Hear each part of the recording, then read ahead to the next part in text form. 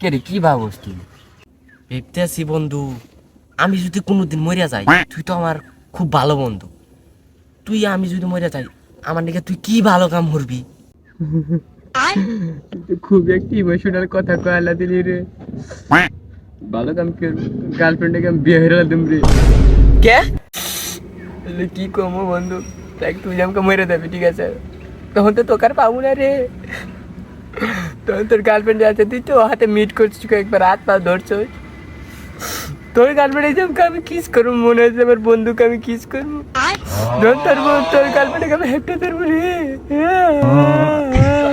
তোর মনে হবে আমি তোকে হেপটে ধরেছি, তাই তোর গার্লফ্রেন্ডকে আমি বিয়ে করবো। চোরের বাচ্চা!